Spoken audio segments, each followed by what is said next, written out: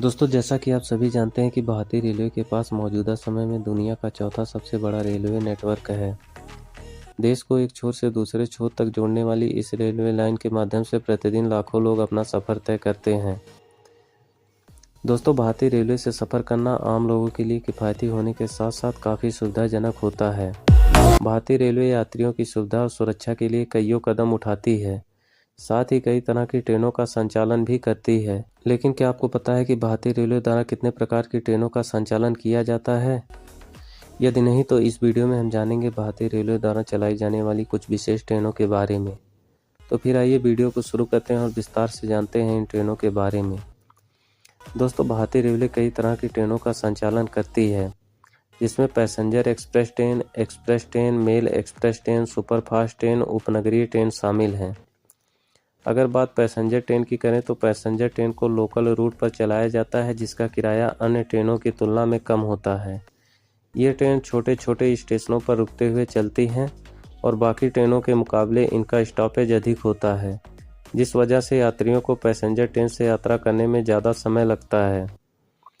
Passenger train के ज़्यादातर डिब्बे जनरल ही होते हैं और पैसेंजर ट्रेन को रेलवे द्वारा छोटी दूरी की यात्रा को तय करने के लिए चलाया जाता है। अगर एक्सप्रेस ट्रेन की बात करें तो एक्सप्रेस ट्रेन एक विशेष प्रकार की पैसेंजर ट्रेन होती है, जो अपने उद्यम यानी शुरुआती स्टेशन से गंतव्य अर्थात डेस्टिनेशन स्टेशनों के बीच बहुत कम या कोई स्टॉप नहीं लेती है। आमतौर पर एक्सप्रेस ट्रेन प्रमुख गंतव्य स्टेशनों पर ही रुकती है। ये लोकल ट्रेनों की तुलना में यात्रियों को तेज़ सेवा प्रदान करते हुए उनके समय के बचत के साथ साथ उन्हें डेस्टिनेशन स्टेशन तक पहुंचाती है। पैसेंजर ट्रेन और मेल एक्सप्रेस ट्रेन की तुलना में एक्सप्रेस ट्रेन का किराया ज़्यादा होता है, वहीं सुपरफास्ट ट्रेन की तुलना में इसका किराया कम होता है। अगर बात इस ट्रेन की स्पीड की करें तो मेल एक्सप्रेस ट्रेन की तुलना में एक्सप्रेस ट्रेन की स्पीड ज़्यादा होती है, वहीं सुपरफास्ट ट्रेन की तुलना में इसकी स्पीड कम होती है।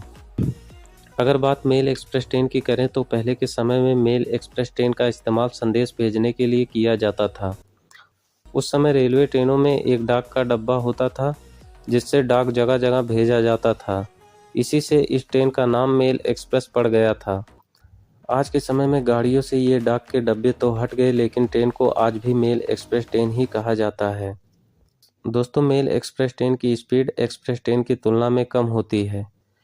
ये ट्रेन 50 किलोमीटर प्रति घंटा की रफ्तार से चलती है और इस ट्रेन का शुरुआती नंबर 1, 2, 3 से ही शुरू होता है।